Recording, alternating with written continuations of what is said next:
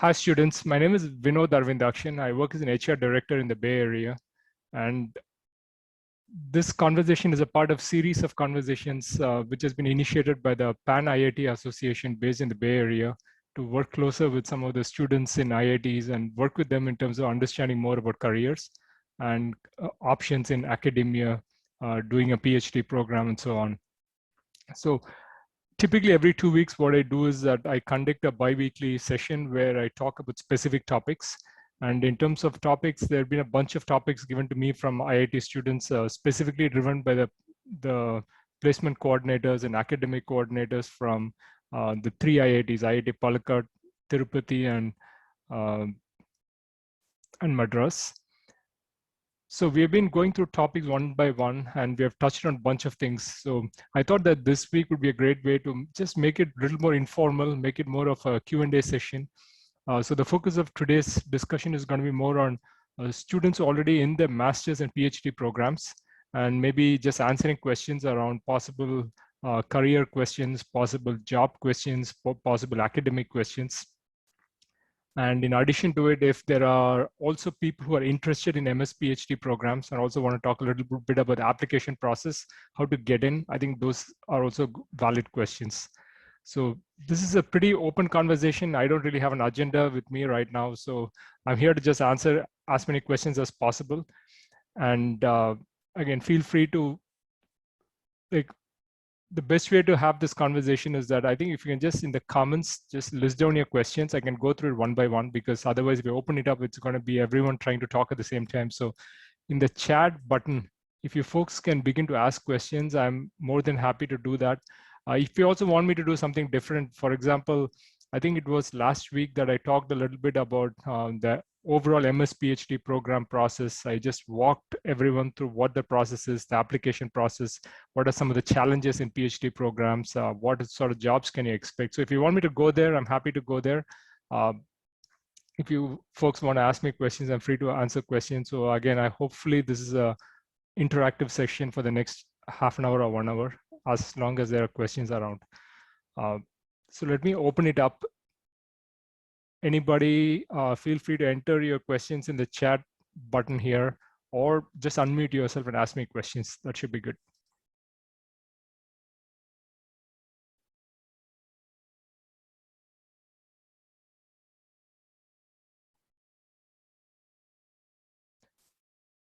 Awesome. So, okay, let's see. Vamika's begin with a question. So, Vamika, can you just unmute yourself and just add some color to your question in terms of, you've said that there are multiple majors in undergrad, PG, and PhD. So how easy or difficult it is to get a job?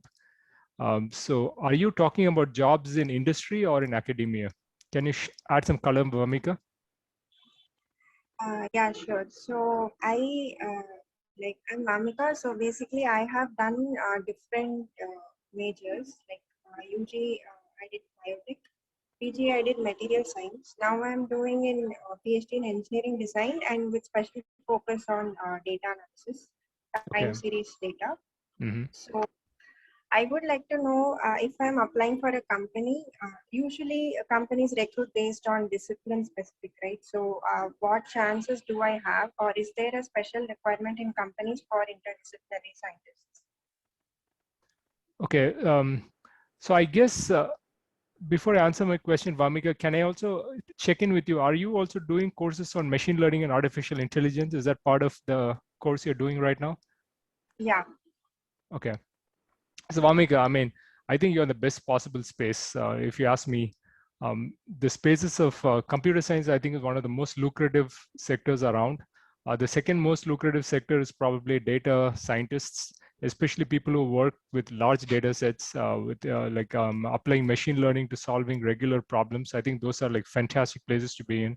So personally, if you ask me about like the space you are in, the data analysis part of it, doing a PhD in that, I mean, it couldn't get better. I think you're on the best possible job market, doing the best possible degrees out there. So I would be very, very optimistic about you in terms of getting jobs in industry.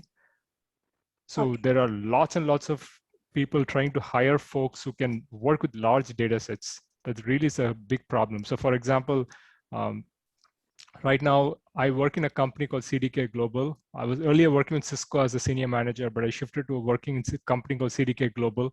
They've got a team of around 2,000 people in India, around a team of around 2,000 people in San Jose in the Bay Area. They're just struggling to find people who have enough understanding of artificial intelligence and machine learning. And what I heard back from recruiters, this was a week back, is that it's almost impossible to find people who qualified people, even in the Bay Area. Like they say that maybe there are 1,000 folks available and all of them are already being paid very well. They're not looking for options. So it's almost impossible to hire. So what I'm trying to say is that as long as you have the right skill sets, I think you can get very good jobs in India, in industry, especially it's going to be software industry. And you could also easily get jobs abroad because it's just a matter of time before you move from one place to the other. A lot of companies also doing L1 transfers, which basically means that you work in India for 1 or 2 years and they would bring you to the US to work on big projects. So this is a hotly contested space where there's never enough talent. So I think you're in the right place. I would say that getting into academia is going to be more difficult for you because again, the academia is very conservative and then probably not enough job opportunities in that space. So you really have to publish a lot of research papers to get into academia. But with respect to industry, I think high paying jobs are very much available and the market is very, very hot for data scientists. Okay, yeah, thank you. Yep. Okay, so next question, Shyam.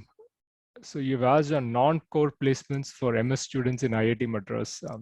Shyam, could you add some more details? Are you looking for, can you tell me which branch you are in? And are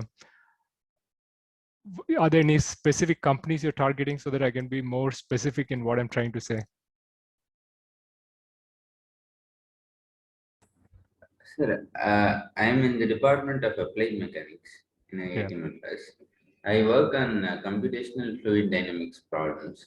Okay. But as you would know, the core placements, we can't really rely upon the core placements, and we have to widen our skill sets, to be open to non-core placements as well as a postgraduate student. Mm-hmm. So I'm asking you about your development in that regard to get yourself prepared for non-core placements as well, and how do you go about it? Okay, again, it can go in different directions. So firstly, I would say that when it comes to the IITs, I think there are enough companies coming, let me put it that way. So if you want to really get into core jobs, if you just wait it out a little, if you're not in a hurry to get the right jobs, you will find the jobs you're looking for. In fact, some of the IIT placement officers, when talking to me, basically made an observation that everybody gets the job they want, but just that it doesn't happen simultaneously, just need to have some patience. So that's one piece of it. If you want to get into core, there is a bunch of things you can do. In terms of non-core placements, I think, Shyam, the way you have to look at it, again, this is just my opinion, but what I would say is that look at what sort of jobs excite you in the long run. Because if you enter the workplace, right, what happens is that it's not a 100-meter sprint. It's like a marathon you got to run. You've got to work on projects which will consume you not just for 1 year or 2 years. You've got to be working on that for the next like 30 years, 40 years of your life. So you really have to make some decisions in terms of like what sort of jobs would be of interest to you. So for example, Shyam, you could say that consulting is one place where you'd be very interested in. If you feel that you're very good in communication, if you're very good in presenting a case, there are a lot of sample case studies available online.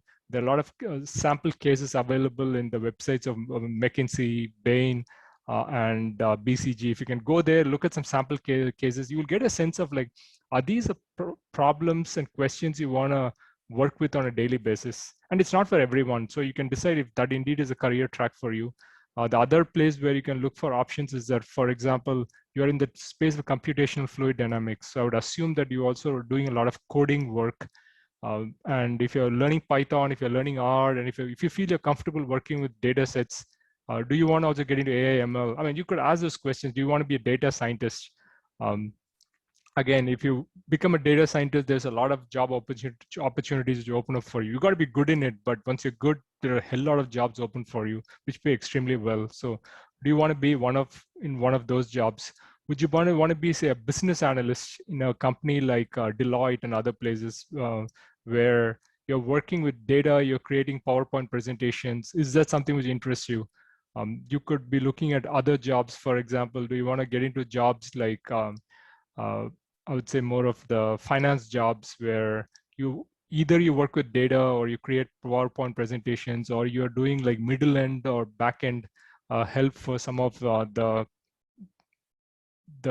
associates and managers based out of the front offices in New York or London. Is that something which interests you? So I think end of the day, it's a call which you got to make. And I would say that compensation is something which is important, but I would always say that don't index too much in terms of compensation, because if you're good in something, you will automatically get compensated in the long term.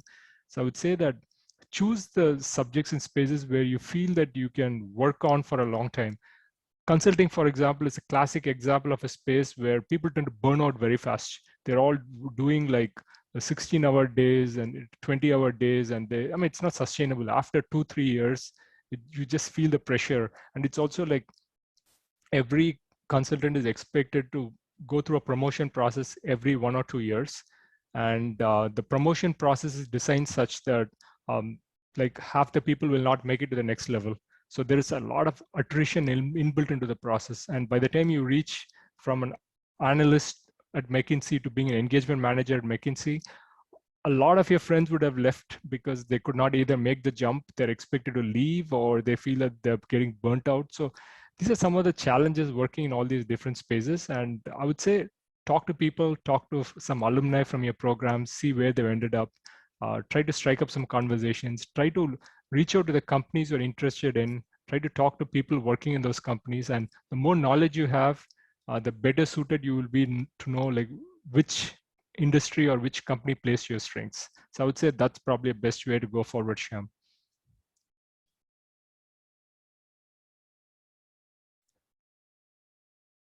Shyam, again, if I'm yet to answer any questions, please put that in the comments and I'll come back to you again later.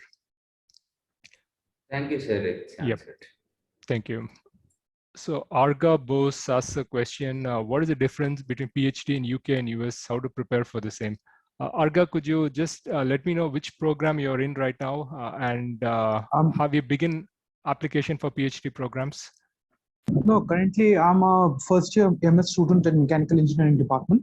So my field of research is fire study, and which is thermal research, thermal studies and all. So I'm just confused if I want to apply for a PhD abroad, specifically for UK and US. Mm-hmm. What should be the facets that I should look at right from the onset? So we don't have to. I don't have a last minute rush. Yeah. To have to do something. So that's what kind of plan should I look at? Okay, I mean the way I would ask you to look at things is that there is a lot of rigor inbuilt into the US PhD programs. It's typically 5 years.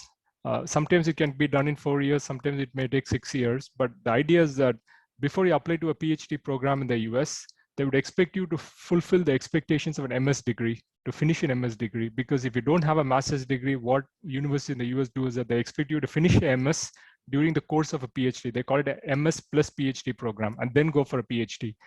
So for example, I've seen examples with some of the friends I know, like they've gone to MIT from the computer science department from the IITs. They've taken like 10 years to finish a PhD. They spent 2 to 3 years just to get an MS degree and another 7 years to get a PhD degree. So 10 years is a big commitment. So I would say just look, for example, go to the college website, which you're interested in, look at what the average time it takes to get a PhD degree. I think that's going to be very important. I think there's also a lot of variation from professor to professor. I think some professors are more like, when it comes to engineering, especially since you said chemical engineering, right? A lot of engineering PhDs in the US. No, sir, I'm from mechanical engineering. Mechanical, okay, sorry. Okay, yeah, mechanical. What I hear about a lot of engineering PhD programs is that the professor basically works with the student to kind of design one like broad, big experiment which has never been done before. To advance their field. It's almost like you work on the specific one project. If you can get the project done, the experiment done, and if you can come up with great results, you basically publish and get your PhD. So it's a pretty well-structured PhD program in many top universities in the US. The big difference between a UK and US PhD is that I believe a UK PhDs can be done much faster.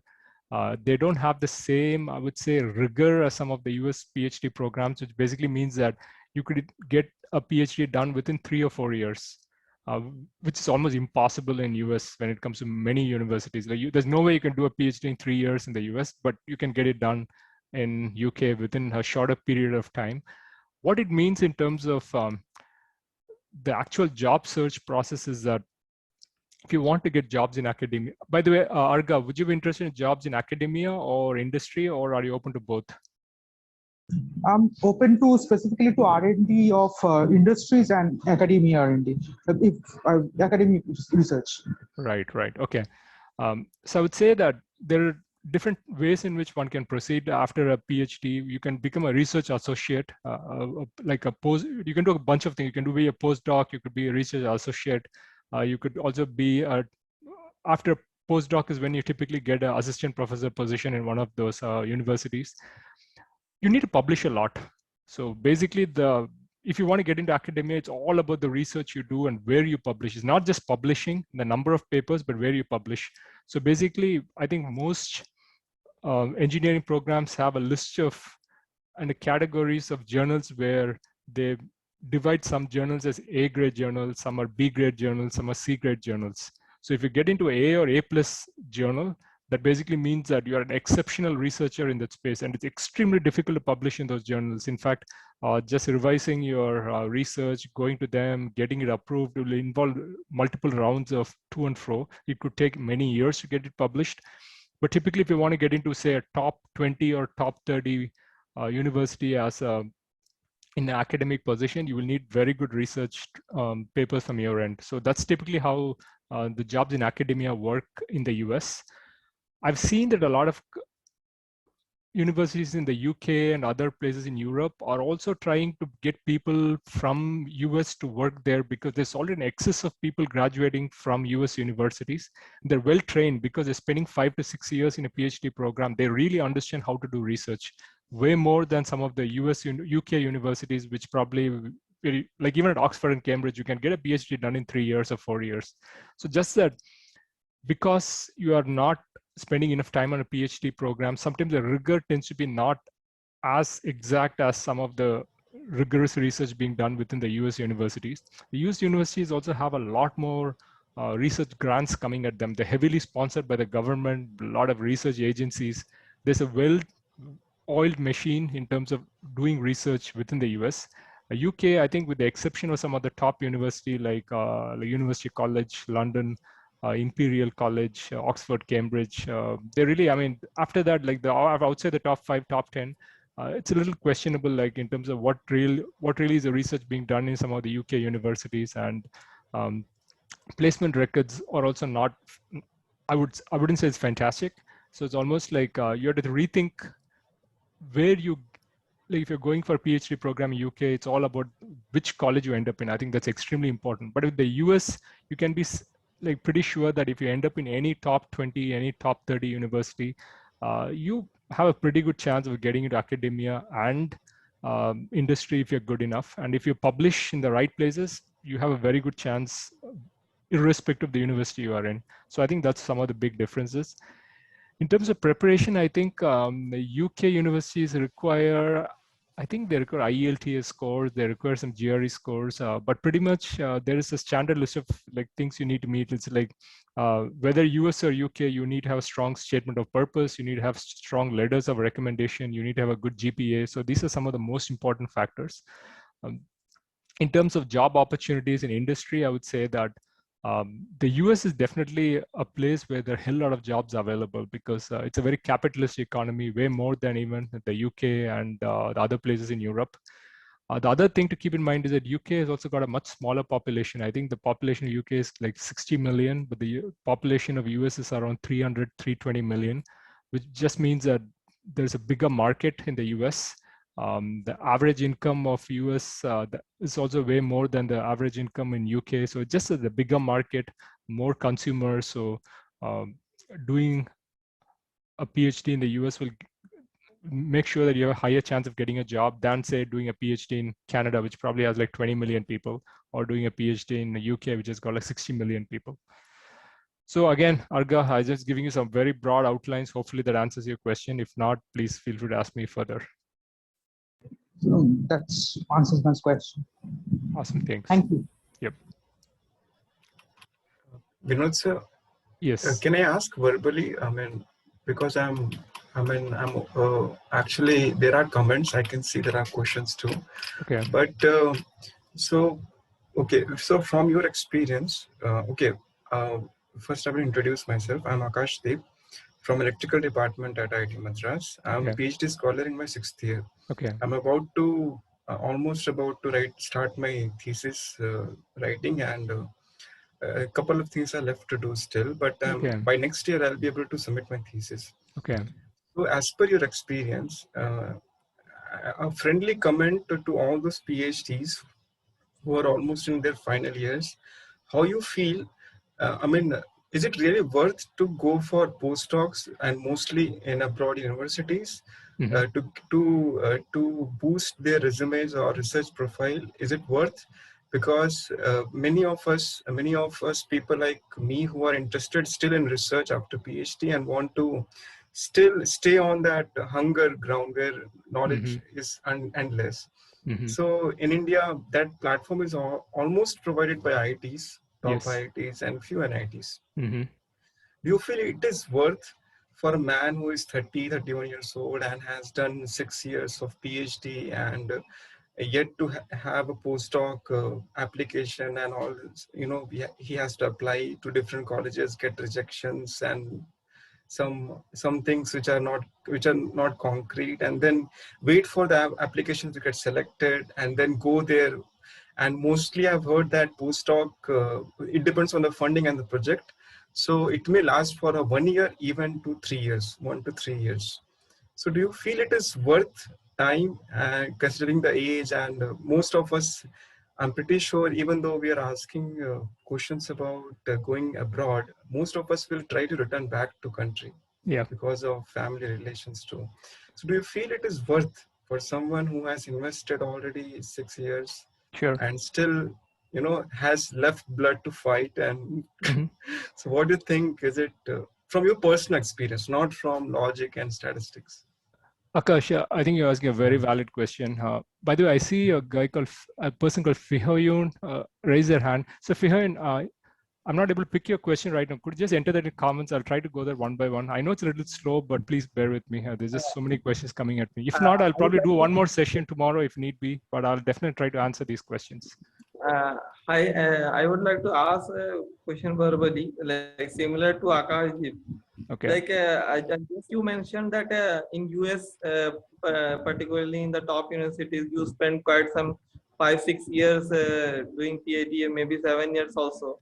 And you're saying that and if some other universities from Europe is awarding in 3-4 years to a PhD. So that 5-6 years, because since we have spent quite a longer time, we have that kind of understanding, that kind of depth in our field. Although there might not be the visible output. So the same case, I would say in India also, if you see the top IITs and ISCs, will take some 5-6 years. Means on an average, 5-6 years it will take. So is it worth? Is the IIT PhD degree worthy and can be compatible as you're saying USA? Because I have I also know that IITs also follow the pattern of USA, particularly in PhD courses. So in this context, I wanted to ask: is it worthy enough? Okay, let me do it this way. So let me answer the first question. I'll come to you, Fihoyun. I think to answer the first question, right? Just in terms of the person said that. Sorry, what's the name of the person? I forget. Was it Akash Deep? Yes, Akash. Akash. Yeah, Yes. Akash. Firstly, right, I would say age is totally immaterial. Please keep that out of the picture, because if you come to the US, you will actually see people who are pretty Oh, old yes. coming back for PhD program. That's Correct. very, very, That's cultural difference. In India, age is some sort of cutoff for a lot of things. it is Yes. very sad. I think it's extremely silly. I think it's also points to the fact that I think Indians always like desperate to get to the next level as fast as possible. Sometimes they make a lot of mistakes in the process, because the most important factor to do research or get into a postdoc is that, are you passionate about? There's just one question you need to answer. Is this something you want to do throughout your career? Like, for example, if you want to do a postdoc, you want to be in academia, right? It's basically saying that I am foregoing all the options of working in industry, and I want to spend my life working in research, in working as a professor or working in academia. So that is it. If you can say yes to that question, everything is irrelevant, like whether you're old, whether you will meet failure, success, that's all immaterial. Because let me put it this way. So if you're coming out with an electrical degree from IIT Madras, that's top notch, right? It doesn't matter. Like you will, I mean, life is such that if, for example, you're trying to publish in A+ journal, right?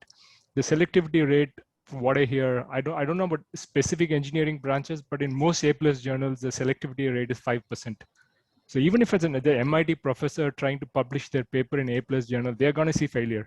I think failure is something which people in working in research and academia will see all the time. So we should never be deterred by failure. It's all about, are you passionate? Do you still want to work in that space? That is the only thing which matters.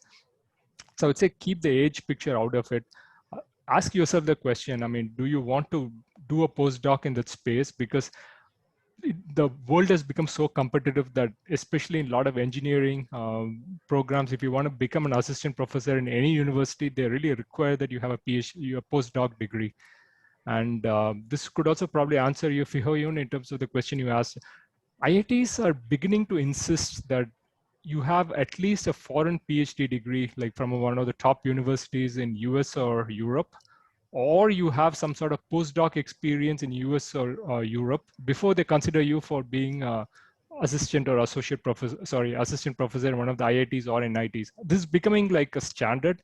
And the reason why it's happening is because there is just so many people applying for jobs. They're all finishing their PhDs, they're applying for jobs. And if your research stands out, then it doesn't matter. Even you can graduate from IITs or IASC, and if you have fantastic research, anybody will take you from within India. But going from, say, India to work abroad is a little tricky, because I think there's still some bias when it comes to the Western universities, that they select people who have been trained in some of the Western universities. So going from India to US is possible, but still a little tricky. But if you do a postdoc abroad, or if you do, say, a PhD abroad, definitely you stand a much higher chance of getting position within India, especially in the IITs or one of the NITs. So I think that's becoming common. So Akash, to answer your question, I would say that follow your passion. I think that's really, really important, because I mean, being in electrical engineering, I am sure there's going to be so many job offers that just come at you if you look out. And it looks like that's not something which you're looking at. You're looking more at something like your passion. You want to be in the space. Follow your heart at the end of the day. I mean, only you know what's going to give you satisfaction. So do the things which make sense to you. You'll always find the right opportunities.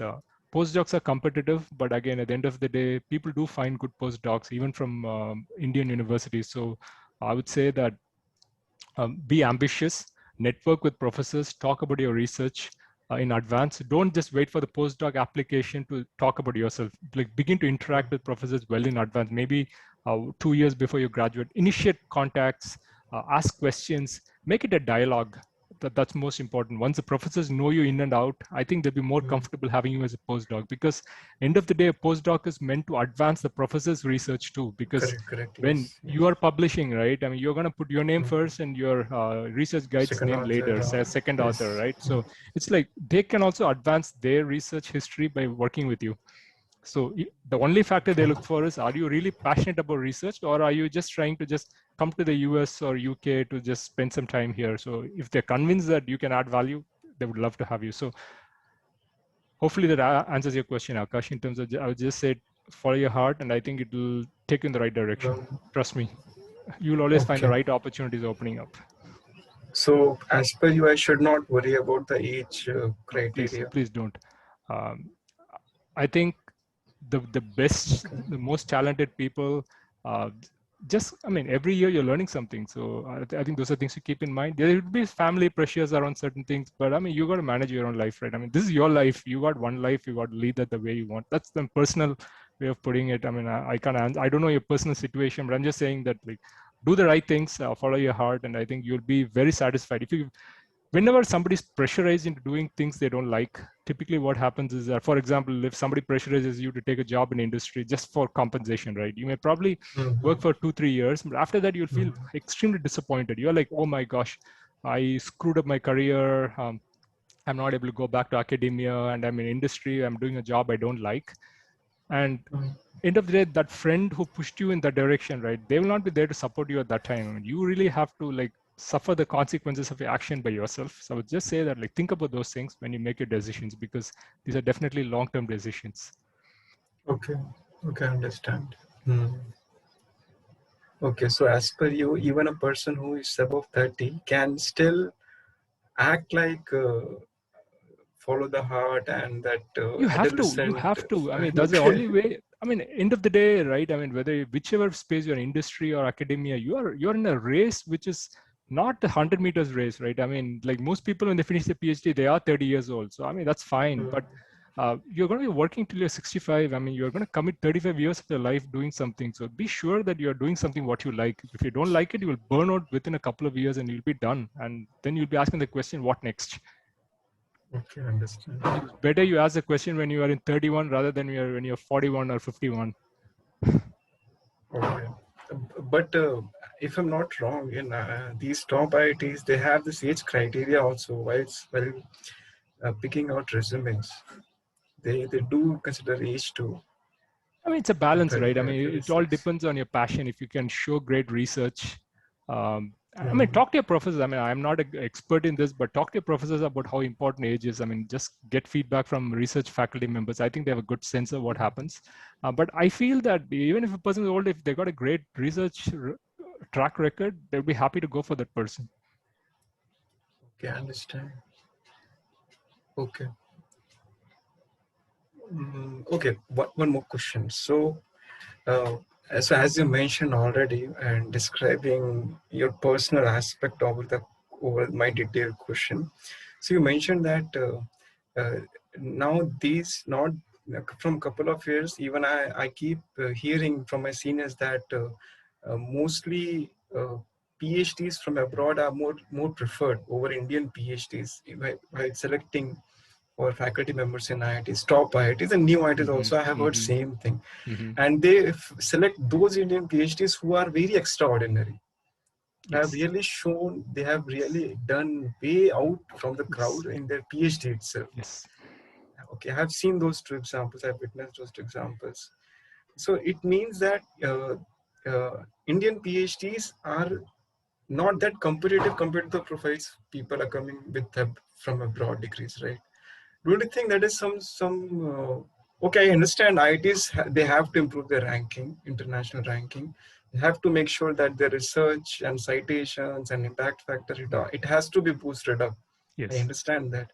And I'm pretty sure someone who is coming with in my own research area, coming with a broad degree, possibly will have more cut-off experience. I mean, the fancy words which are floating around in technology, they will be more acquired with those skills, hot topics, their research will be in that. But, I mean, how you feel if, because when I was joining PhD in IIT, no one told me about this scenario. But when I'm leaving, now I'm keep hearing and my own thoughts are saying that, okay, but this is not enough, Akash. So what? I have published so far 3 papers, but I feel 3 papers are nothing because people are there who publish in IMDb. It's a very top conference. Right. And they come, and if they come, they will obviously they will laugh at you and they will think this guy is nothing. let's take this guy because he has 2 papers, but look at it. It is in Nature and IMDb conference. Yeah, this guy is great. This guy is for IIT Madras. And that is going to eventually happen. I've seen it with my senior who was trying to apply in all IITs. He was rejected by every IIT because he had PhD from IIT Madras. So Akash, let me put it this way. Again, I just want to be conscious about time because I think there are other people also with lots of questions. Yes, So let me yes, just yes, try to answer very quickly. So I feel that, I mean, these are things, I mean, I don't think it's so, I mean, it's so black and white as you're describing. I feel that the most important factors which IIT professors use to evaluate students for, or I mean, or people for postdoc or for assistant professor positions is ability to do research. That really is the only criteria they use. Everything else is just an indicator of how good they are. So, for example, if a person is like published in okay journals or good journals, if there are two people who are very similar, I think then they would probably go for a person with maybe PhD from abroad who was trained around with, say, a Nobel Prize winning faculty members. And that's the thing about US universities is that most of the people who get into academic positions in the US, they tend to be very, very good in that space. They're the best in that space. They really have a lot of awards. They've been pioneers in a lot of spaces. So I think just that mere exposure of working with very good faculty members just adds a unique dimension to your personality and how you approach research. So everything else being the same, yes, they would go for maybe a person with, say, a pedigree from Europe or the US. But still, I feel that there are things which you folks can also contribute to. Like if you can also do great research, maybe you can also do a postdoc to improve your credentials in the marketplace. So if you can go get those things done, I mean, you can also get into the jobs you're shooting for. For example, if you decide that you want to be in the, say, the top 30 engineering schools in the US, you want to be a faculty member there, do good postdocs with under very good faculty members and try to get some great research done. And I mean, you would stand a chance even for US jobs. So again, I would just say that it's not easy, but there's always a path forward. In academia, it's all about research and the nature of research you do. And the better research you do, the better you're going to be valued in the marketplace. So yeah, that really is the answer. Then from my opinion, I would say that in terms of other factors like age, pedigree, it could play a little bit of a role, but I would still say that that's secondary compared to the fact that research is most important. Akash, I hopefully answered your question, but I'll just move on. Please, let's just touch back again. Again, I'll come back to you later once I finish with the other folks. I'll try to get you there. Okay. Faheen, I think you asked some questions on US and UK, right? I mean, saying that how comparable are they to the Indian programs? And I was, again, going back to the same topic, I would say that, for example, if you're working with professors in Oxford or Cambridge, they really tend to be the best in this space. Leaving the ranking aside, leaving all of that, right? Really, they get the best of people to work there. So even if you spend a couple of years there, you tend to gain some skills, you expand your network, you know people in that space easily compared to being in India and then trying to network with people abroad. So likewise, if you're, for example, in the top 10 universities in the US, you're basically mixing with the best of faculty in their spaces. So there's definitely some advantage which comes with it, but that's secondary end of the day, right? It's all about what sort of research you do, where you publish. So if you can get it done from within the IITs or IASC, so be it. You're gonna get the jobs you're looking for.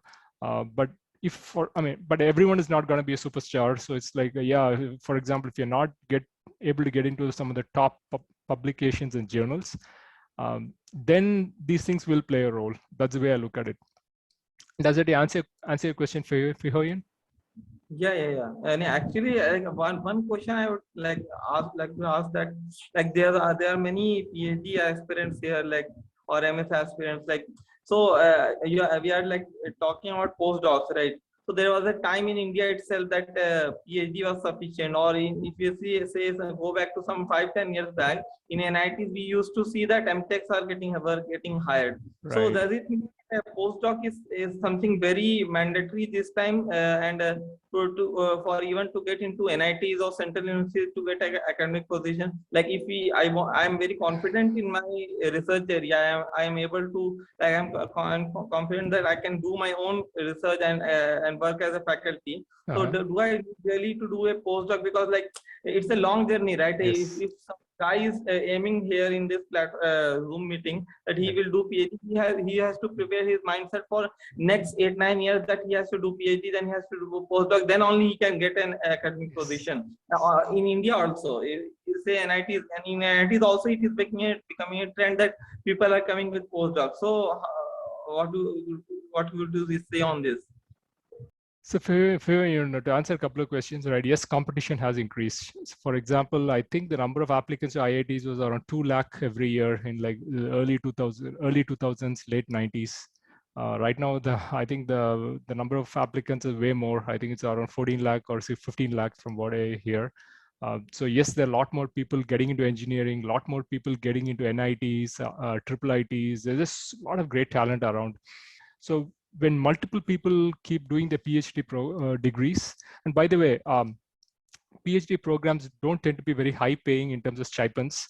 For an average American to do a PhD, it basically means a lot of lost income. So basically the PhD programs are designed in such a way that the most number of people who join PhD programs in both US and UK are typically people from Asian countries, and a majority of them are from India and China. So that really is a target market. Because for a person in India or China, right? I mean, the stipend they get paid is pretty attractive because the currency exchange rates and so on. So those are the kind of people typically who get into many of these programs.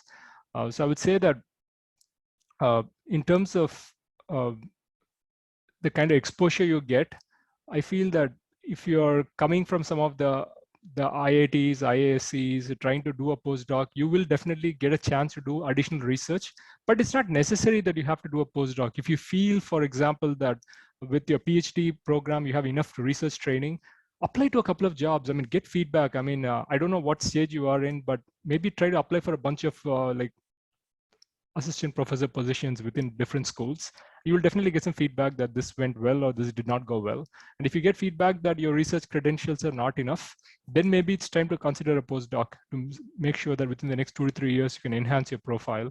So a little bit of like trial by learning. So see what works, get feedback, talk to research members, maybe share your resume with some faculty members you reach out to across IITs or IISc, get their feedback, see what they think.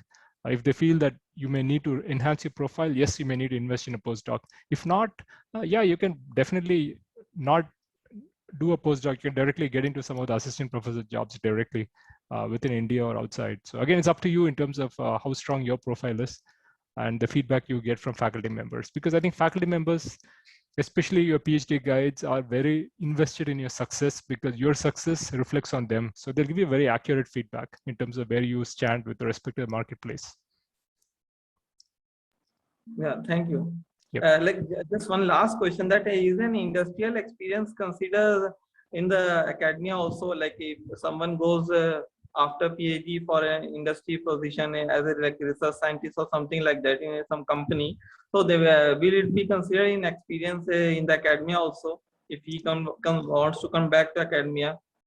Yeah, good question for you. So the way actually some of the examples I've seen is that in the US, I've seen examples where people go to work in research centers and they do publish a lot, even working in the research centers.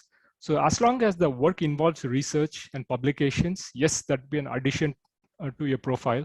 But if you're just gonna work like typical jobs where you are not doing direct research or you're facilitating research, but your name is not coming up in the publications, then I think it's a waste of time. It really doesn't help much. It might be a very small leg up, at least to give a sense that you understand what industry is, but I think academia is all about research. End of the day, it's all your research credentials which matter. So work in those places where you can get a chance to publish. And if you're not in those jobs, maybe you shouldn't be taking up those jobs because otherwise it'd be difficult to come back to academia. I actually don't know how the IITs treat these cases. For example, if you work in industry, does it mean that it'll be in your favor or will that be held against you? I don't know the exact answer. I know that in the US, it's not a problem. The transition is very easy. But with respect to say IITs, I'm not 100% sure. I would say flag to your PhD guide. Do talk to him or her and ask them these questions. And I think they'll give you some very honest feedback. Yeah, thank you. Yep.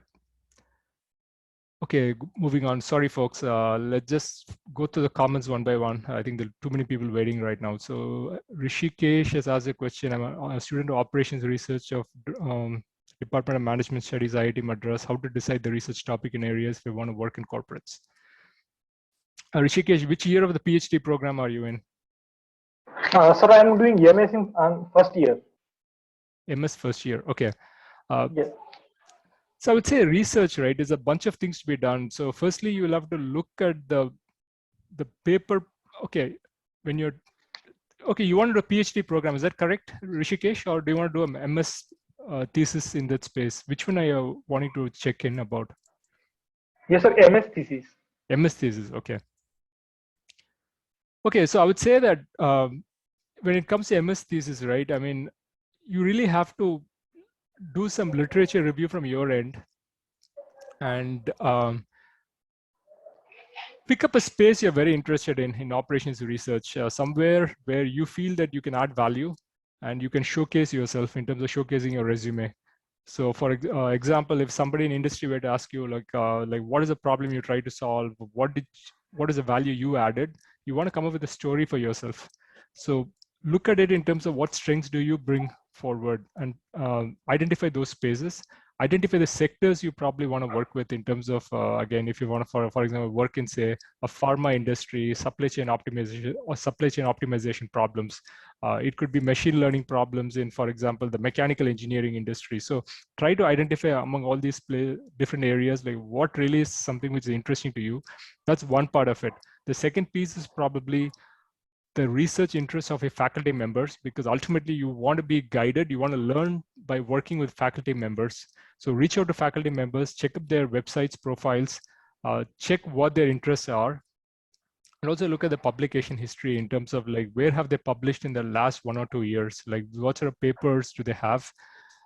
You don't want to be doing something where your interest is very different from the research interests of your faculty members. Both should coincide, otherwise it's going to be a problem for you. So I would say that as long as you play to your strengths, you should be in a good spot.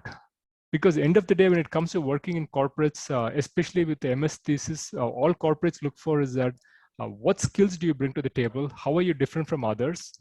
And for example, if you can demonstrate that you're good in a specific space, it could be, for example, machine learning, solving a specific type of problem which has never been solved before. So that's where you can talk about yourself and how much value you can add. And if that's something which, if that is something which is of value to industry, they'll definitely pick you up right away.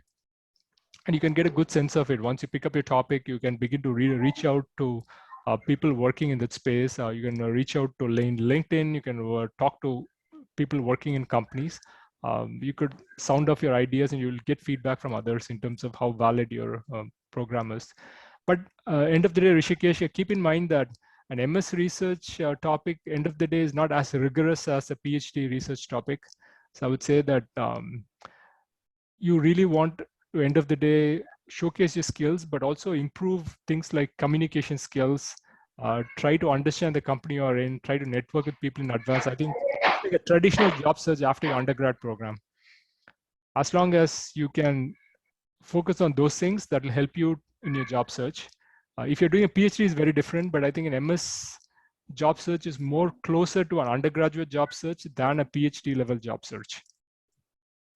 Okay, sir. Thank you, sir. Okay. Sure, Rishikesh. Okay, next question. I think Fihoyun asked that question. Fihoyun, did you have a follow-up question about semiconductor industry, or did they answer your question? It's okay. It's answered. Okay.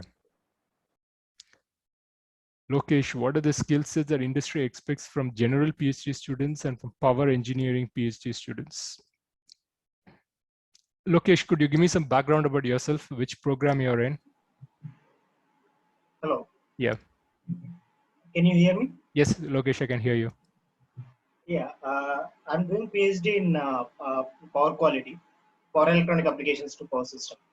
I'm currently in 4th year, so I just wanted to settle in industry in India. So I don't know, but I don't know what the industry is expecting from a PhD student. Lokesh, are you electrical engineering? Yes, electrical engineering. Got it. Lokesh, again, I at least know a couple of people who have done their PhDs in power engineering, and I think a lot of them in electrical engineering tend to get absorbed into the semiconductor industry.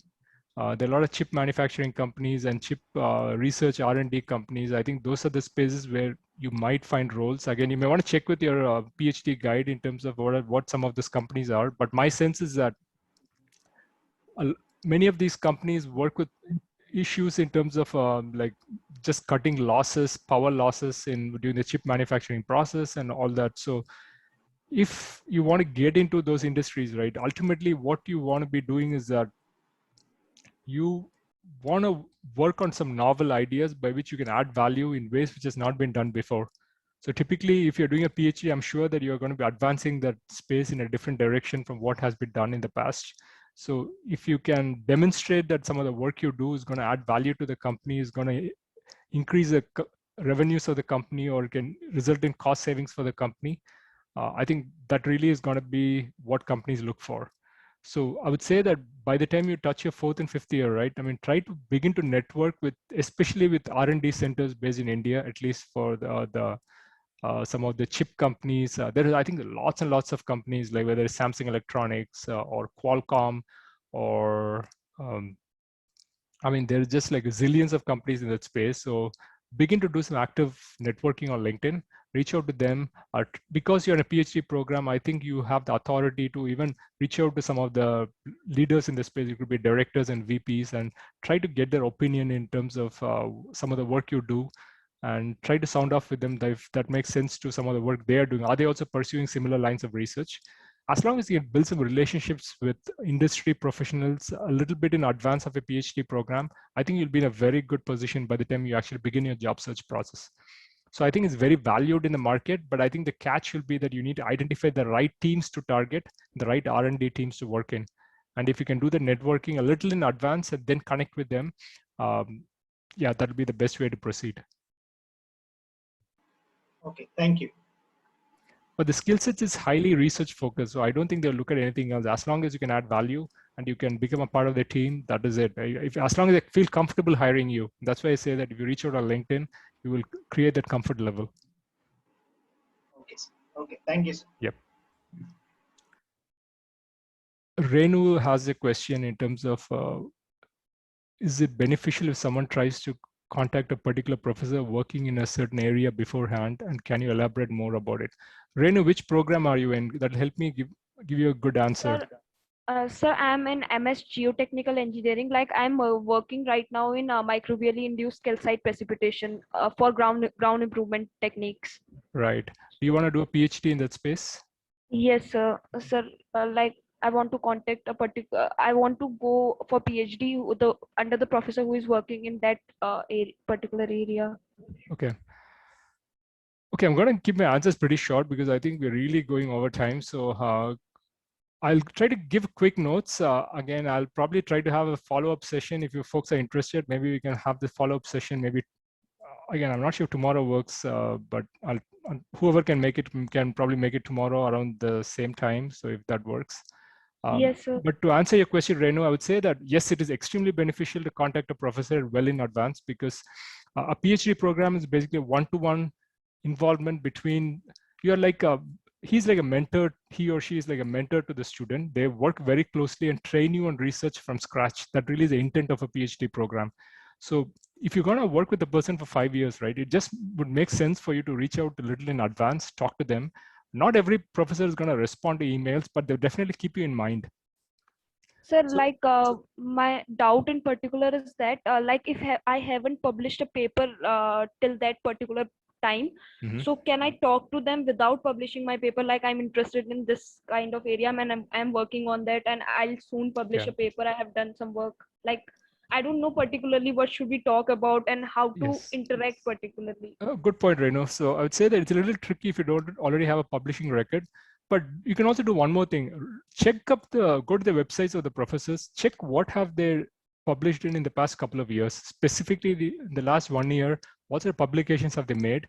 Go take the time and effort to go through those publications in detail, download those papers, read through it, come up with maybe 4 or 5 questions in each one of those papers in terms of like places where you really have questions. So I think that those are good places to begin with. and make sure that some of the questions you are asking ties back to what the research being done by the professor, if that is a good match. So as long as you can demonstrate to the professor that you're interested in his or her research, and if you're asking the right questions and do homework in terms of coming up with the right questions, and if you can make that happen, yes, I think you'll be in a very good spot. And so one more question I have. So like, I don't know how many times, how much time it is gonna take because of this pandemic, my MS research whole. Like normally it takes 2.2 years or 2.5 years. So now because of that pandemic, it has shifted like half an year back. I don't know when they are going to call us in IIT Madras and when I'm going to resume my work. Okay. So the thing is that I don't particularly have an idea about when should I give the exam for GRE and TOEFL. Like, do I have to give it 6 months before? Like, what is the particular time? Good point, Reno. Give it a year in advance. Because the key thing to keep in mind is that admissions closes at the December of each year. That's the deadline for most of the admission process. So you want to make sure that you are done. I mean, like it will take you 4 or 5 months to just write your statement of purpose, get recommendations, apply to universities, meet their deadlines, like do on the online application. So reserve 4 to 5 months for the application process. So that basically means that before your 4th year begins, before your last year in university begins, you need to have finished all these exams like GRE, TOEFL, and all that, because that gives you enough time to work on other things. I mean, you can also do it simultaneously, but I would say that if you can finish earlier, if you can begin earlier, finish early, it will save you a lot of time later. Okay. I covered this actually in my earlier discussion around MS PhD programs in terms of what are the timelines in terms of applying. So target December as the right time to apply and work backwards from there. Give yourself 4 to 5 months to prepare all the materials for different universities, which basically means that you have to get all the exams done well in advance. Yes, sir. Okay. Thank you, sir. Thanks, Renu. Yep. Let's move on. Lakshman has got a question. Does industry give preferences to GPA? The myth is that people getting more than 9 GPA have a higher chance to crack final interview. What does it really matter in placements? Does GPA play a major role? So this is one of the questions I asked the IIT placement officer. It's in my channel called Win Career Talks. So by the way, I run a channel called Win Career Talks where I try to upload all these conversations I have with students so that you can always go back to it.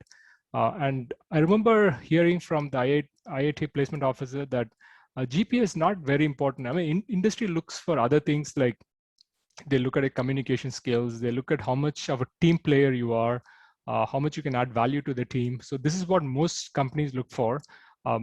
Some of the computer science companies, data analyst companies, they look for things like your coding skills and all that. So on top of what I said earlier.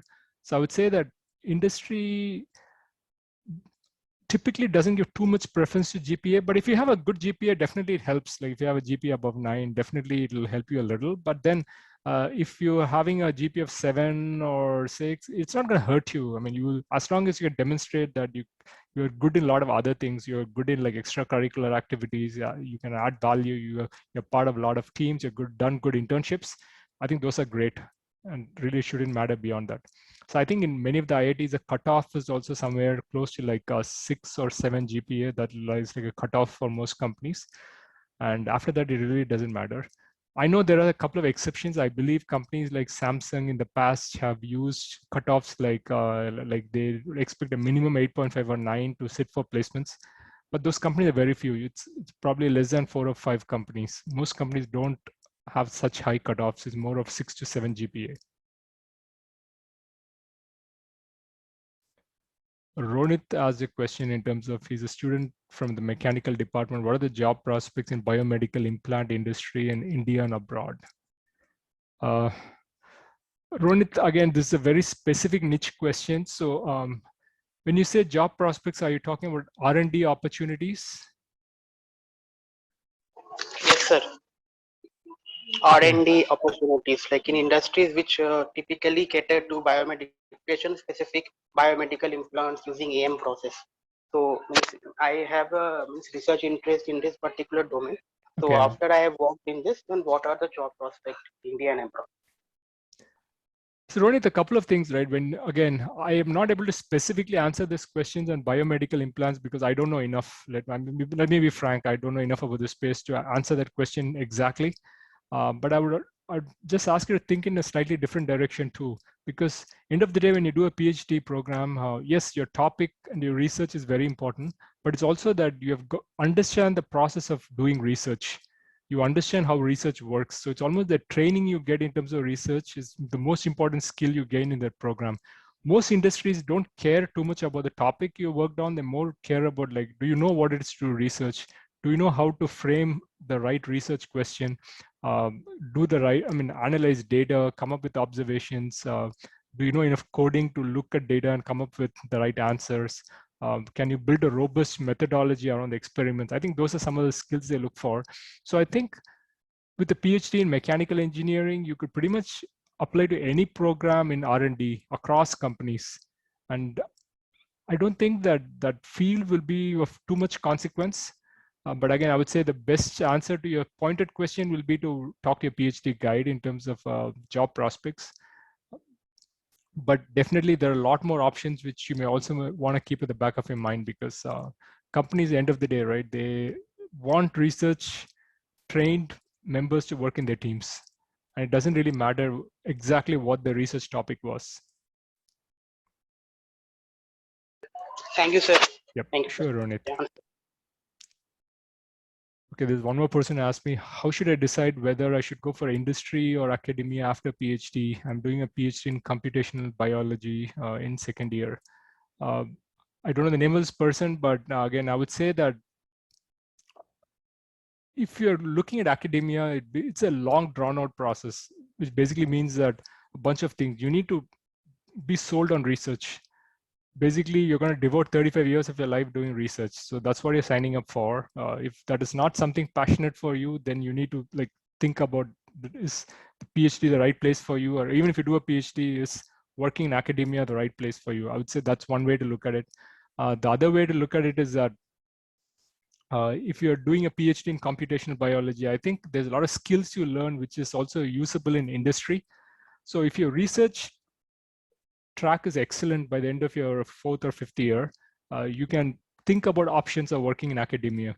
If you're able to publish in top journals, yes, you can work in academia. If you find it a struggle to publish in top journals, or if you're not able to make it there, I would say that instead of spending too much time trying to get into academia, it might actually make more sense to shift to industry and work there, because industries can also offer a very valuable career trajectory. The questions are going to be very different, because the research in industry is typically more application focused. It talks about real life industry problems. The problems in academia is more blue sky research. Really, it's they ask questions nobody has ever asked. No industry would ever invest in those directions. It is not always commercially dictated. So it's almost like you have the freedom to do the things you want. So there's a little bit of difference between industry research and academic research, and you got to pick and choose what really appeals to you at the end of the day. And as long as you have passion in certain directions, you can decide how you want to choose your career. Thank you, sir. Yep. Sure, Divya. So moving on to Shubham's question. I just entered into the second year of my MS program. What should be my approach now if I want to get into a PhD at US just after the completion of MS? I am from civil engineering. Okay, so you just entered the second year. So Shubham, I believe your program is for 2 years, is that correct? Yes, I'm in MS and MS in Geotechnical Engineering at IIT Madras. Okay. But this year, due to pandemic, research work is a little bit hampered. So I think it may extend by 1 year or 6 months. Okay. So it may take 3 years whole. So sure. Okay. It doesn't matter, Shubham. I think 2-3 years is all the same. I would say that a couple of things to keep in mind, right? I mean, I covered this in a lot more detail in the previous Pan IIT career talks, which I did with students last week. But I would just, to recap what I said, I would say that give your exams well in advance. Try to get good scores in your exams. I think that's going to be important. The other factors which play for a PhD program is that you need to have a very good GPA. I think GPA plays the most important role in the application process. Your statement of purpose in terms of why do you want to do research? what topic do you want to do research in? I mean, do the right investigations from your end. So dig up the research profiles of faculty members you want to work with, and you want to choose universities where you want to work with those specific faculty members. Mention their names in your statement of purpose, and also talk about what do you want to do. Like, I know it's difficult at this phase for you to talk about what you want to do, but try to make a case in terms of these are the areas you would want to advance research in. So I think those things are critical.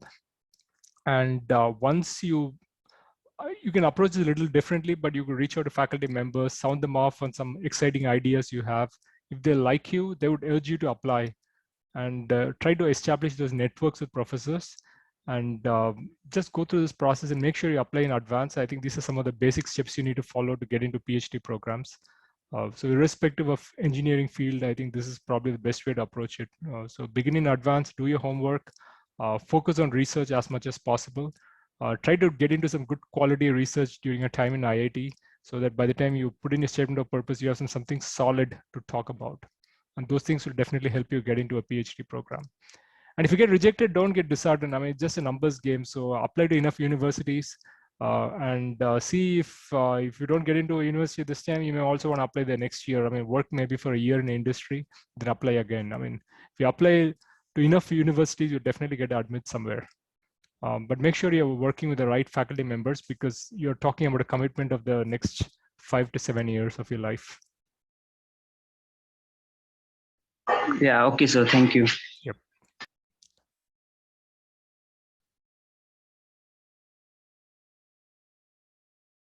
So Renu asked the question in terms of which countries are the best to apply for a PhD if you want to be applying in civil engineering. So Renu, to answer that question, right, I mean, the research powerhouse of the world is really the US. There's no questions about it. I think some of the European countries are also there, but I would say that the most funding, the most money in terms of federal grants for research, it's all basically in the US. So I think some of the companies you want to be targeting for typical PhD programs is, I would say, firstly, US. Secondly, you may want to target either Canada or UK, because I think there's some very good universities there. And then you can target other places in Europe or Australia. I think those are probably going to be a third option. In terms of, I don't know the exact rankings for universities, but I would say that just go to usnews.com and you can check up, for example, at least the top 20 universities in civil engineering in the US. So that's some data you get.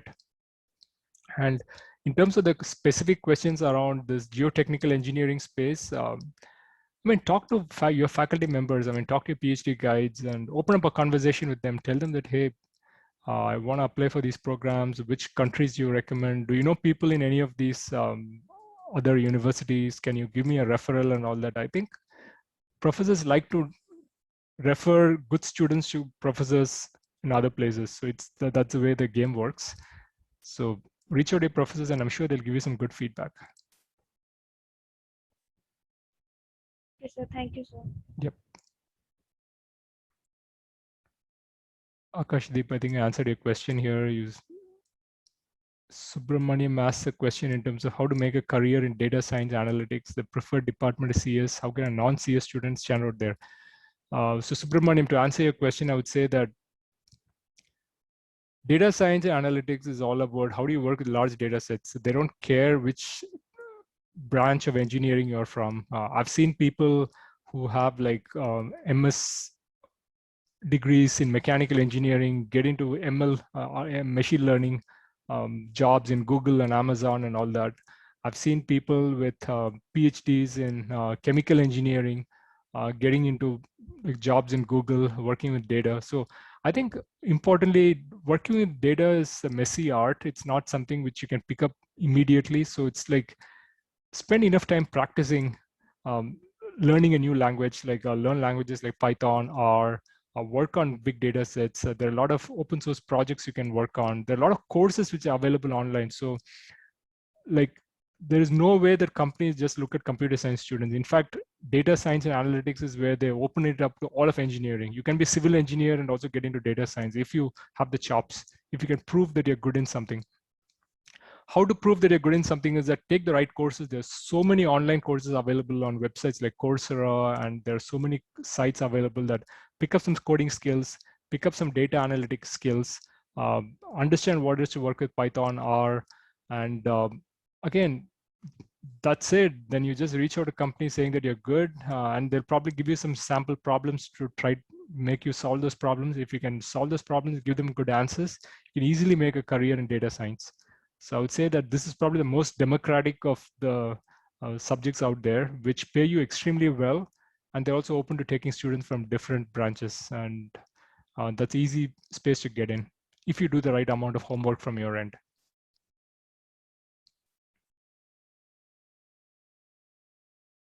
Vamika asks a question, is it worthwhile to do 2 PhDs? I've seen cases of people doing 2 PhDs. It's not as uncommon as one would imagine. For example, I have seen one case where a person did a PhD in economics from Caltech, the California Institute of Technology, and then later on decided that then became an assistant professor, decided that that's not the place for him, and then went on to medical school and did their MD, and then did their residency and so on. There are also people, there are a couple of faculty members I've seen who have done double PhDs, but the thing is that it's a lot of time. So you're talking about probably like 7 years for one PhD program, 5 to 7 years. So you're talking about a commitment of 10 to 14 years for 2 PhD programs. But it's your life. If you want to do it, you can do it. But it's just that there's a high level of commitment required.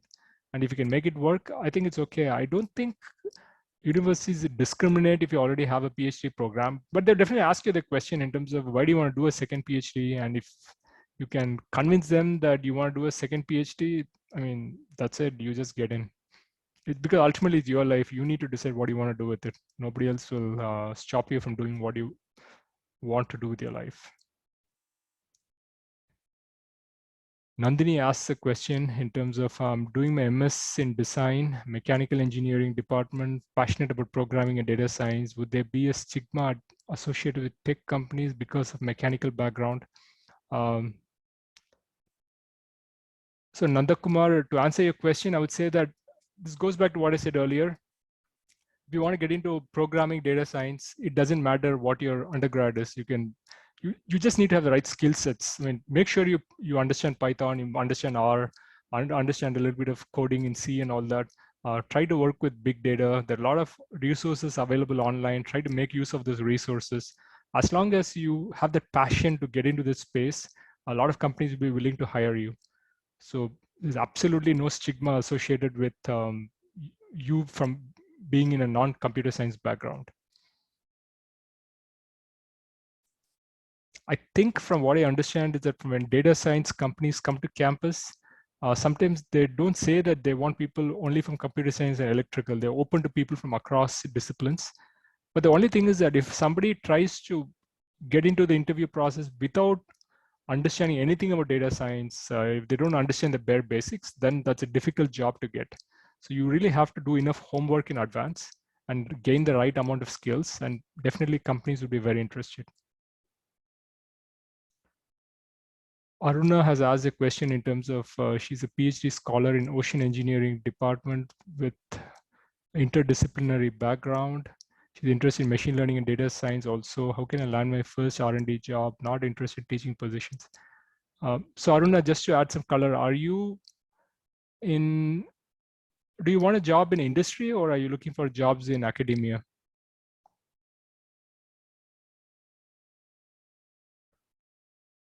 Okay, I'm not sure if she's around, but my understanding just looking at the question is that she's doing a PhD. She wants to get into artificial intelligence and machine learning jobs in. Yeah, am I audible now? Yes, Aruna, you are. Yeah, actually, I'm not interested in academia. Okay. I'm interested in industries only. Okay. Like R&D jobs, yeah. So I would say, Aruna, the way to look at it is that I think a PhD course just helps you understand what is research and how do you approach research problems. How do you frame a question? How do you create the research methodology? How do you conduct experiments? How do you look at different hypotheses? How do you come up with answers? How do you publish? So that is all they look for. And I think if you spend enough time, there's so much courses available online that it's very easy to gain skills in all these spaces like data science, machine learning. But you got to commit maybe 1 to 1.5 years just trying to delve deeper. If you do some work side by side and gain those skill sets, you should be able to easily sell yourself in the market. And there are lots of job postings available. Because you're a PhD student, companies will not automatically assume that you'll be interested in working with them. So you will have to do the reach out yourselves. It's slightly different for undergraduates because companies just assume that undergraduates don't really understand where they want to be in terms of the future. So they just open it up to as many students as many undergrads as possible.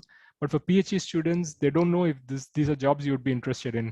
So they don't know what your mind is. So you just need to reach out, act proactively, reach out on LinkedIn, try to build some networks, apply on their career websites, ask for referrals by reaching out on LinkedIn. As long as you can make it happen, you can easily end up with a good R&D job in this space. Okay. Okay, thank you, sir. Yep. So Amrit asks a question in terms of how should one prepare for data science profiles for campus placements? Again, Amrit, going back to what I said earlier, just make sure that you prepare for it well in advance. Spend 1.5 years like picking up the right skills, understand what it is to learn coding with R, Python. These are all like super basic. It's like a minimum expectation which is expected. In terms of your specific question on algo, data structure coding, or should we focus on more projects? I don't know the answer about algorithms and data structures. I know these are important spaces you really need to understand, because I think when the interviewers ask you questions in certain areas, you don't want to be saying them that you have no understanding of how that works. So I think you need to understand a little bit about algorithms, how it works, what data structures are, and be able to give them the right answers. So familiarity is very important. And in terms of does working on more projects help? Absolutely. Try to work on as much industrial applications as possible, because you don't want to come across as a person who just understands theory with no understanding of how to apply it in real life. So if you can work on open projects, research projects, if you can work on open source projects side by side, that'll really make your resume stand out. Kaggle challenges, yes, it matters a lot. That is another easy way to break into these sectors. So get into Kaggle challenges. A lot of other websites too, where you can compete with people. And when you're selling yourself to the interviewer, right, you can easily tell them that, hey, I'm very enthusiastic about this space. I'm taking part in a lot of competitions, and these are my scores. And the moment you say these things, it creates the feeling that you're passionate about the space, you're willing to get in. And the passion and excitement you exhibit from your end is ultimately what gets you hired in industry. So totally, all these things do matter. Akhil asks, yeah, sure. Akhil asks a question in terms of, does the duration in which one completes MS make an impact in terms of getting a job? I'm doing my MS in electrical engineering and interested in aerospace jobs. It doesn't, Akhil. I think what's more important during MS program is, do you understand the research methodology? I think that's very important. It is not as rigorous as a PhD program, but definitely the expectation is that what did you get out of it? What did you learn from that experience? Whether you do a program in 2 years, 3 years or more, it really doesn't matter. But if you're going to spend maybe 4 or 5 years getting an MS degree, there could be a question which will not hurt your career, but definitely somebody may ask you, somebody from HR may ask you a question. So why did you do it for 4 or 5 years? Like, was there something else you want to tell me? So it's just an open conversation. If you can make a good case for yourself in terms of why it took you more than 2 years, whether it's 3 years or 5 years, if you can make a case for it, I think most recruiters should be convinced. It should not be a problem. For example, right, you could tell them that I was thinking about a PhD program, but then I began the PhD program, dropped out after 2 years. That's fine. I mean, dropping out of a PhD program is not a sin. It's okay that not everyone needs to do a PhD program. If you can get out with a master's, and if you really know what you're talking about, if you have the right skill sets, those are things which matter. Sir? Yes. So this is M.V. Krishna. So yes. I'm doing PhD in metallurgical and materials engineering. Okay. Can I know career prospects in R&D after my PhD in India as well as abroad? Sure, Krishna. I mean, that space of material science and engineering, right? It's a little tricky because these jobs are very traditional jobs. and they've not been impacted by some of the recent advances as other jobs. So for example, Applied Materials is a company which hires a lot of people working in the space of material science and engineering. Intel hires a lot of people. In fact, I would say that almost 80 to 90% of people who have done a PhD in material science in engineering in the US over the past many years, I would say over the past maybe 6-7 years, like I would say 70 to 80% of them ended up with jobs in Intel. So Intel has been a big hirer of material science students. I think there are a bunch of companies in India which also do hiring, the ones who have a substantial R&D presence based in India. So those are companies where you may want to end up with after a PhD in material science. But I would say that at the end of the day, right? I mean, also look at other options. For example, other companies, like for example, GE is also looking for people with a solid understanding of research process. And if you can make a case in terms of applying this knowledge in different spaces, for example, you could pick up some data science skills and also sell yourself as a person who can solve a different type of problems. So it's all about the story you tell the companies. So you have the choice of getting into a traditional material science company or metallurgy company. Metallurgy, not so much, because I don't think very few people are working in the space of metallurgy. So I think material science is hot. Or you could get into data science and other sectors. So really up to you in terms of like what you want from a career. And I think there are enough job opportunities available in India. Getting to the US directly from India is going to be a little bit of a challenge, but definitely you can begin your career in India and gradually work upwards and find a chance to relocate to the US sometime soon.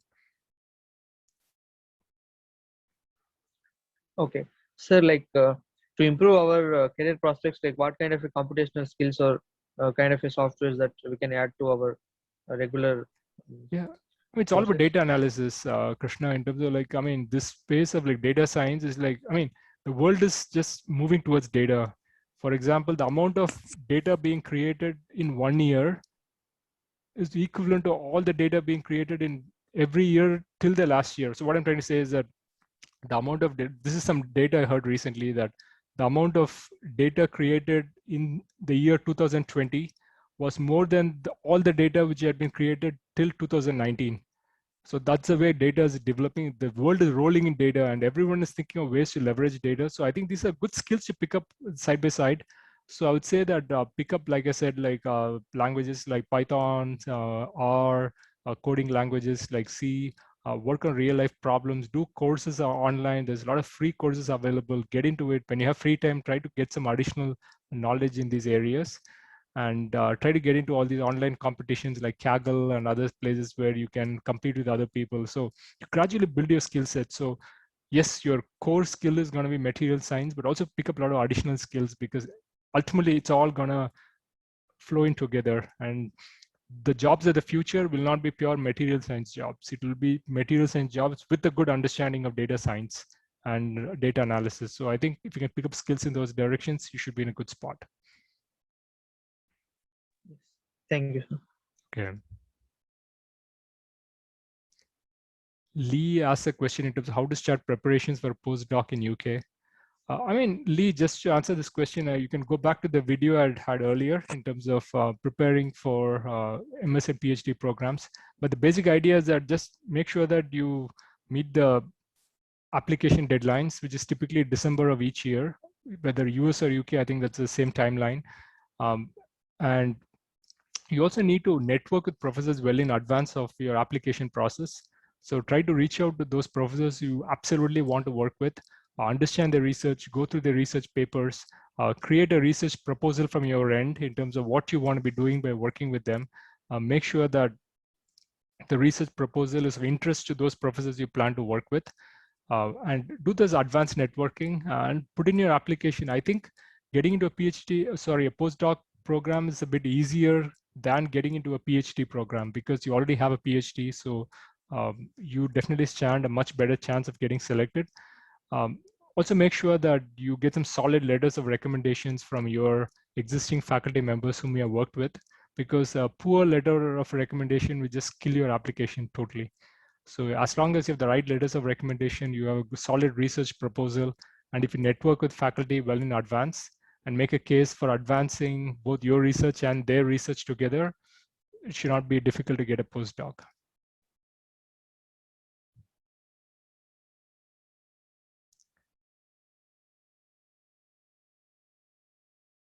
Rishi asked a question in terms of, is it possible to get a MS PhD from India and search for work abroad? Okay, so the tricky part of working in Europe and US is that to even work in these locations, you need a working visa. And the problem is that without a working visa, you cannot be considered for jobs directly. I think that really is the crux of the problem. So there are two ways of getting around the problem. One is that you either go as a student on something called a F1 student visa, and there's a well-defined process for companies to convert a F1 student visa to H1B work visa. So H1B is typically the student visa which allows for job transfers within the US. So people want to get a H1B visa as much as possible. So student route would get you in that direction. The second option is that you work in Indian companies, Indian subsidiaries of multinational companies for a couple of years, and then they transfer you to the US on a L1 visa. So there really is only two ways to get to the US. Either you get H1B visa by being a student and then getting it, or you get a L1 visa by working in India and then getting transferred to the US, or the third option is you run across the border. So those are the three options. I would say that it's not easy to do an MS PhD in India and then get a job outside because of these restrictions. I would say Europe is also similar in terms of they're equally restrictive. Also because of COVID, I think people have become even more scared in terms of sponsoring visas. So even among the undergraduates, I hear that like nobody's offering any more jobs in the US to IIT undergrads because it's just impossible to get H1B visas in the current scenario. So I would say that the best option would be to work in the US subsidiaries in India, do a good job there, and hopefully they sponsor you for L1 program and switch you to the US in a couple of years.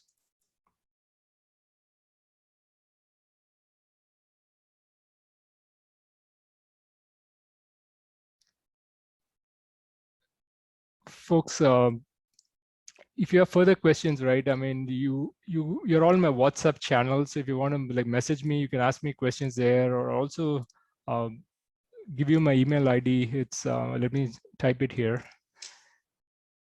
If you have other questions, feel free to send that here.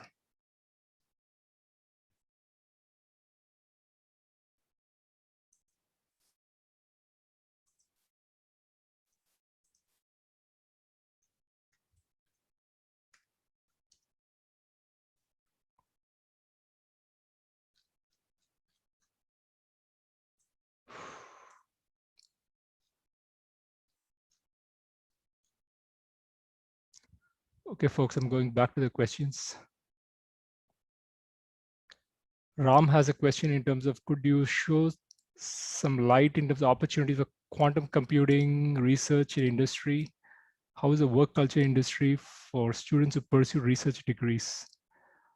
Quantum computing research, Ram, I'm not an expert in the space of quantum computing, but I know that it's a very, very new emerging technologies. I would assume that not too many companies work on it. I think probably IBM and Google are probably the only companies which work in this space. It's because it's super new and nobody wants to throw money at a space where they don't understand enough. So I would say it's very limited in terms of opportunities in quantum computing. In terms of your second question, working culture in industry for students who pursue research degrees. I mean, the moment you have a research degree, a master's or a PhD, right? I mean, you come in at a very different level compared to undergrad students. You'll get better jobs. You'll also get good people in R&D to work with. So I would say typically most multinational companies who have research and development centers in India, they are the people who hire people with MS and PhD degrees. The working culture is very good. I think there's a lot of focus on research, publications, and all that.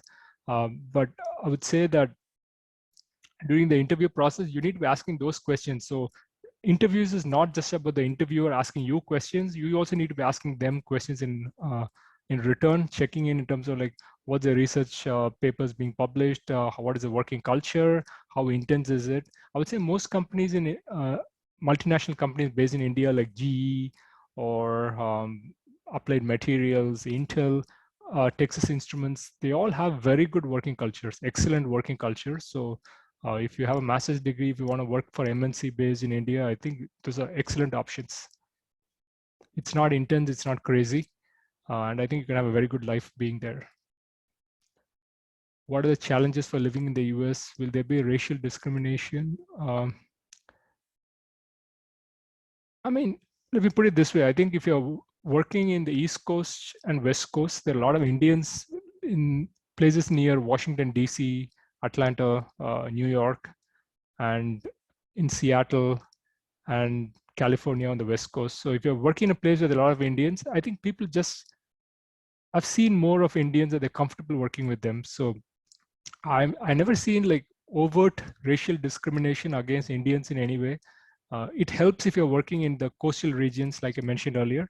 If you're working in the Midwest, it's a little bit of a hassle because some of the people there are typically have never left the state and never traveled abroad. So when they see Indians, they're just confused on how to work with them, what questions to ask and all that. So a little bit of like them getting to know you. So it could be perceived as discrimination, but I think just that they don't know how better to work with foreigners. So you just need to excuse them and give them the benefit of doubt.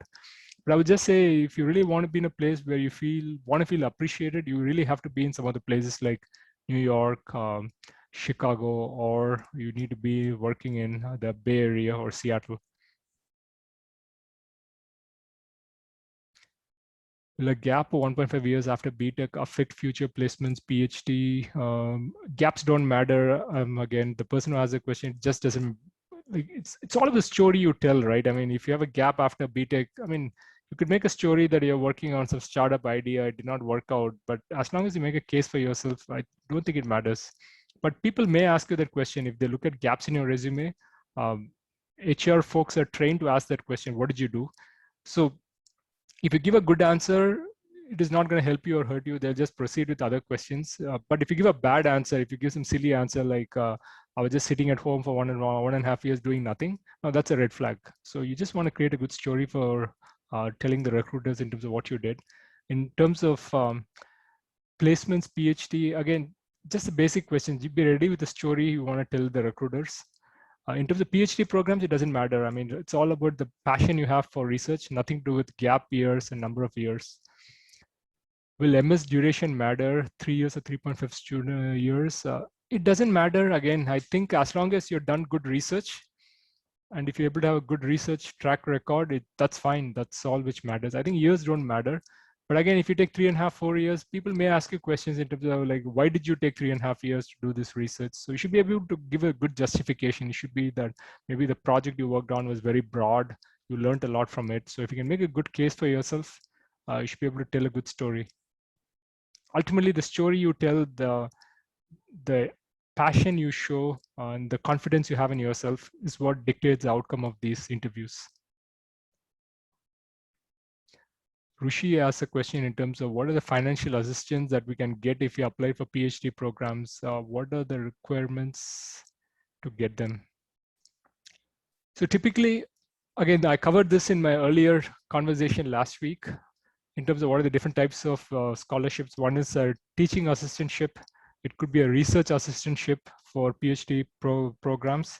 It could also be a graduate assistantship. So graduate assistantships generally not given to PhD students. I would say typically it's called RA and TAs, research assistantships and teaching assistantships. Most of these scholarships, especially in engineering, comes with a tuition fee waiver. So you're not paying any tuition to the universities, and they'll also give you a living stipend. So it could be, if you're in the Midwest, they would probably pay you $1,500 a year. If you're working in, if you're studying in a place like New York, like at New York University or in Stanford and other places, the stipend could be higher. They could give you maybe $2,500 a month or $3,000 a month. And in the Midwest is probably around $1,000 to $1,500 a month. The tricky part is that housing costs are super expensive in the big cities. So if you're in New York, Seattle, or San Francisco, you'll have to pay a lot. Or even if you're in Boston, you'll have to pay a lot for housing. So it could be around $1,000 to $1,500. So I think it is okay. I mean, the stipends are enough to take care of your housing expenses and additional expenses.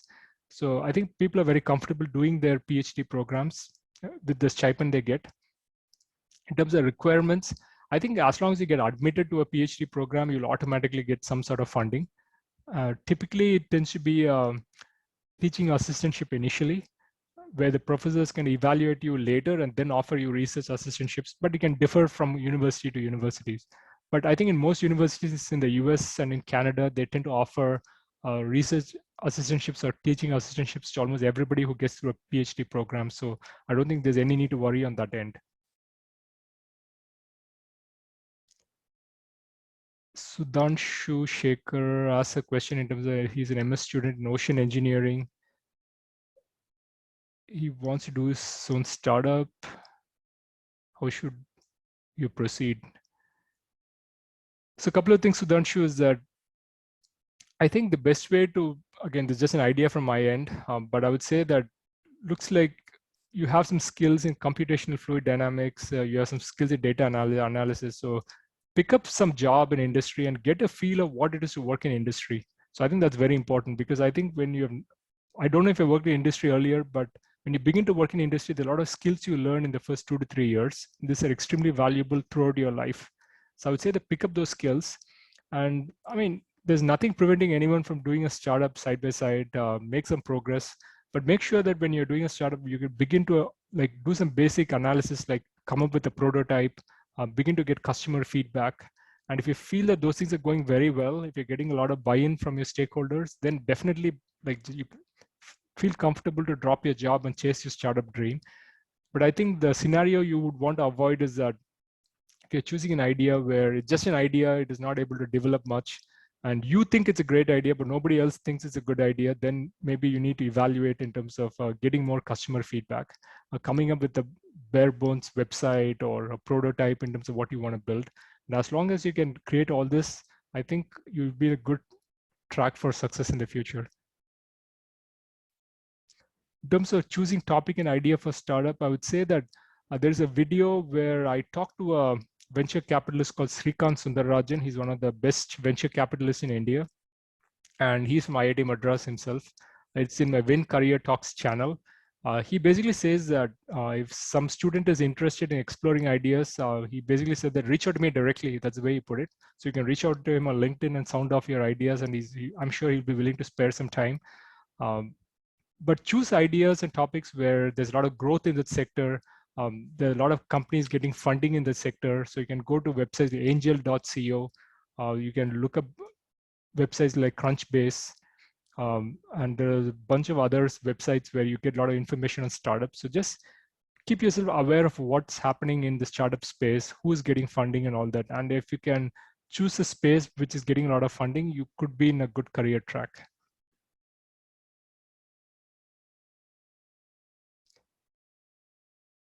So Vamika posted some links. Thank you so much. MV Krishna asked a question in terms of what are the career prospects after a PhD in metallurgy and material science. I think I answered this question earlier. So Fihoyun asked a question in terms of does industry avoid hiring PhDs as they have to pay more? No, it's not true, Fihoyun. That's not the way it works. I think PhDs offer a very different value from undergraduates. The problem with undergraduates is that typically they get just exposure to, say, coursework within IITs, right? I mean, that is, unfortunately, that's not enough to make you successful in industry. So they'll have to retrain you from scratch.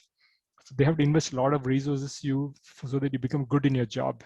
I think the advantage of PhD programs is that you already know how the research process works. So there's very little of training required, and you can jump and begin to execute right away. So industries feel very comfortable paying a lot more for PhD students compared to, say, an undergrad, or sometimes even master students. So I would say that companies invest in PhD students and give them high quality work, and they don't look at compensation as a way to pay less. So I would say that doesn't work for PhD students that way. So I think if you're doing a PhD, you actually end up getting higher quality jobs. Jiva asked a question, how to understand this, doing PhD and enhancing your skills.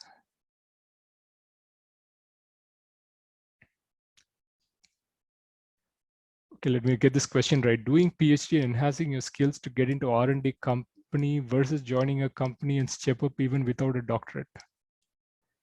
So Jiva, the way to look at answering this question is that you should do a PhD only if you're really passionate about something. You are not there to make money. I mean, that's not the purpose of a PhD program. I mean, you are there if you absolutely want to do research in a certain space, and if you feel that something that you want to, if possible, do throughout your career. That's the way to look at a PhD program.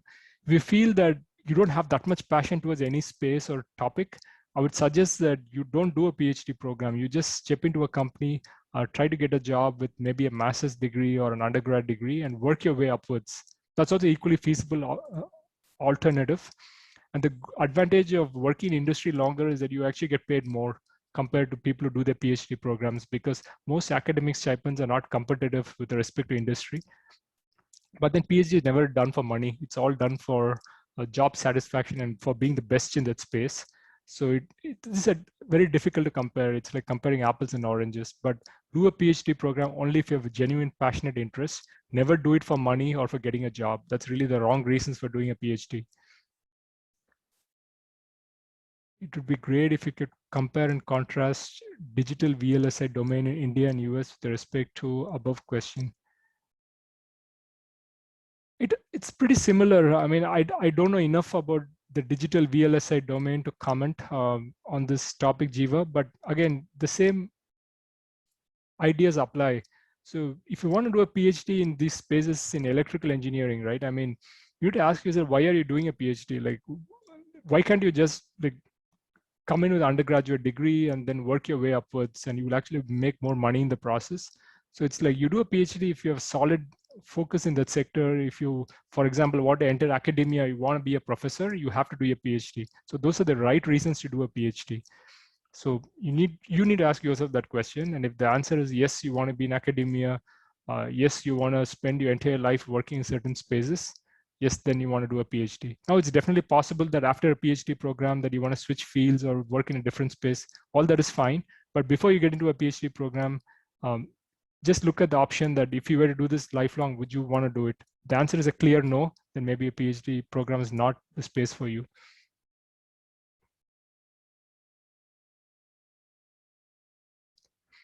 Okay, Rushi asks a question. I think I'm down to the last couple of questions. So he or she is about to do a MS in aerospace engineering, and I'm really interested to work in aerospace industry. Does India have enough opportunities? Rushi, I would say that it's difficult to get a job in the aerospace engineering department. I think that's a little bit of a tricky spot because nobody wants to talk about this, but yes, there are not too many jobs. Part of the reason is because the aerospace engineering companies are heavily regulated, and they're pretty much in the hands of very few companies. I think there's Boeing, there's Airbus, there are places like Pratt and Whitney, which make some of the engines and compressors. Not too many jobs available in the segment because there are not enough companies. Boeing does have a good presence in India. I know that they've hired people in the past to work in their development center, but I think there are quality jobs, but I'm not sure if there are enough jobs in the aerospace industry in India. And if I were to guess, I would think that it's not enough. So I would say that most people who are in aerospace engineering ultimately switch to mechanical engineering or other spaces where there are more jobs available. So I would say that do explore and pick up the right skill sets so that you can transition to a different space in, say, mechanical engineering, or make sure that you pick up some skills in things like data science or fluid dynamics, because I think those are the hardcore elements of aerospace engineering. And I think there's a lot of options. If you have the right coding skills, if you have the right data analysis skills, you could actually make it very good in terms of a data analyst career or data consultant career. So I think those are other options you may want to consider. Ishan asks a question. He's an MS student in operations research. What are the job opportunities for MS in finance sector, especially in equity research?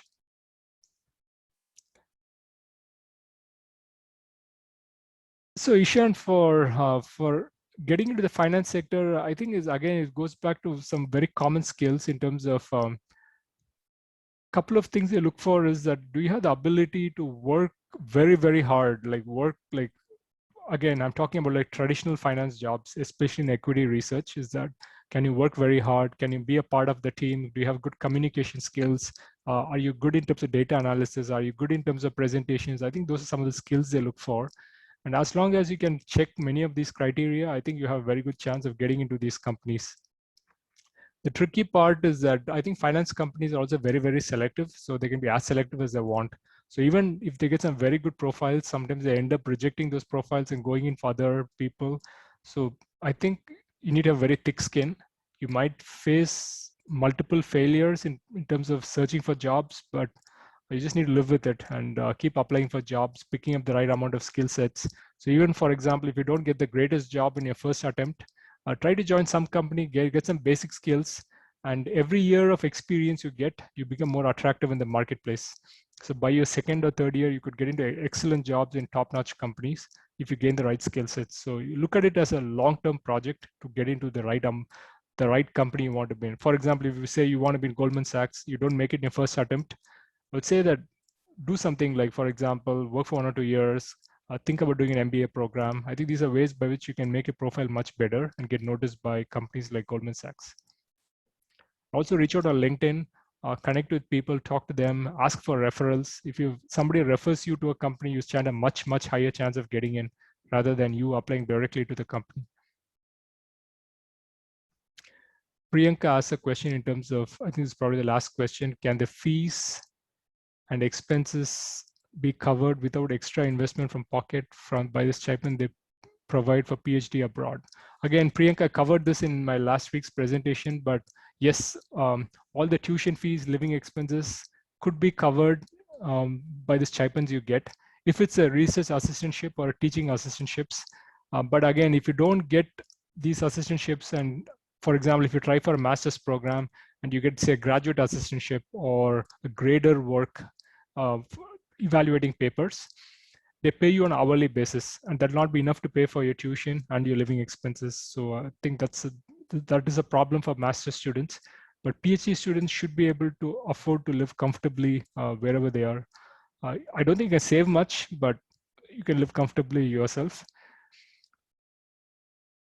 Yep, you don't need to spend anything extra from your pocket, but there will be some additional expenses. Like, for example, when you apply to universities, you'll have to invest maybe if you're applying 10 universities, you may need to spend $100 to $140 per university. So there'll be initial investment of $1,500, and you have to pay for it from your pocket. When you apply for visas, you will have to apply from your pocket, cost a couple of $100. When you get a flight ticket to come to US or UK or Canada, you've got to again apply from your pocket, use it from your pocket. So it's like there will be certain costs involved which the university will not reimburse. But keeping that aside, if you get into a PhD program and if you can wait out the first month, because I think that you don't get paid till the end of the first month when you begin working. So you will have to bring enough resources to survive 1 month in the US or Canada. But if you can survive 1 month, then after that, it becomes a smooth process. You get your stipends and then you can use that to take care of yourself. Okay, so finally we come to the end of this conversation. So it was a long conversation. It was a blast for me. Fantastic talking to you folks, but it's been almost 1 hour, 45 minutes. So I really appreciate everyone's patience. I see that there's still 20 people on this call. So thanks, folks. Again, if you feel that you have more questions, I'm happy to cover it later, but I will put up this recorded conversation on my channel called Win Career Talks, and feel free to either comment or reach out to me on either email or WhatsApp. I'd be happy to answer further questions. Thanks, everyone. Bye-bye. Have a good day.